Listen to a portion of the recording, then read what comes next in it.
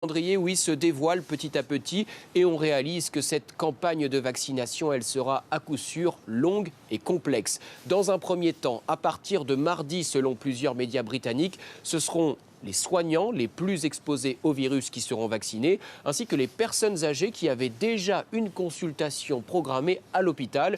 Vous voyez qu'on est encore très loin d'une vaccination généralisée. 800 000 doses sont attendues pour cette première phase au Royaume-Uni, de quoi vacciner 400 000 personnes, parce qu'il y a, vous le savez, ce principe de la double injection. Ces doses, il faudra également les stocker dans des supercongélateurs à moins 70 degrés. Les hôpitaux, beaucoup d'hôpitaux sont déjà équipés de ces supercongélateurs, mais qu'en sera-t-il des complexes sportifs ou des centres de loisirs qui seront eux aussi transformés en centres de vaccination? C'est évidemment une question logistique majeure. Bien entendu, le Royaume-Uni travaille sur cette organisation depuis plusieurs semaines, mais Boris Johnson a prévenu qu'il faudra plusieurs mois avant que les personnes vulnérables, seulement les personnes vulnérables, soient vaccinées. Vous imaginez un peu le délai pour vacciner l'ensemble de la population. Au lendemain de l'annonce de l'autorisation de ce vaccin, on a donc le sentiment que le pays est aujourd'hui revenu sur terre. Hier, c'était l'enthousiasme chez les dirigeants politiques.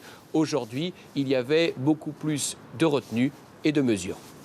Eh bien, l'objectif ici en Allemagne, c'est de démarrer la campagne d'ici quelques semaines seulement. 60 centres de répartition du vaccin ont été mis en place sur tout le territoire de l'Allemagne, gérés par l'État.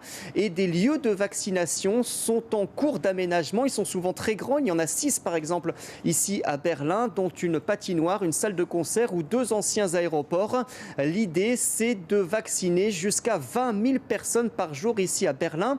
Un ordre de priorité a été défini. Ça sera d'abord les personnes âgées, les personnes à risque, puis les personnels de santé et enfin les métiers qui ont une importance pour la vie publique avant une vaccination de masse plus générale. Mais l'idée, c'est de démarrer le plus rapidement possible à une très grande échelle. Mais c'est la stratégie à Berlin. Ce n'est pas le cas absolument partout. Chaque région allemande peut définir sa stratégie de vaccination. Juste à côté, par exemple, de Berlin, il y a le Brandebourg, qui est une région plus rurale, où là, on va mettre en place des unités mobiles pour aller à la rencontre des personnes à vacciner. Ce sera un peu la même chose en Rhénanie du Nord-Westphalie, la région la plus peuplée d'Allemagne. Des unités mobiles avec le soutien de l'armée avant une vaccination de masse qui là-bas ne commencera qu'au mois de mars. Bref, des stratégies qui peuvent parfois varier, mais qui sont toutes d'ores et déjà bien établies avec un point commun, pouvoir démarrer cette campagne de vaccination dès que les premières doses de vaccin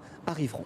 Eh bien, le président du Conseil, Giuseppe Conte, il a parlé ce soir un peu sur le modèle du Premier ministre français Jean Castex et il a bien décrit ce que serait le plan de vaccination en Italie. Alors, première vaccination le 29 janvier prochain. Ça se passera majoritairement dans des gymnases, dans des palais des congrès qui vont être réquisitionnés pour cet objectif.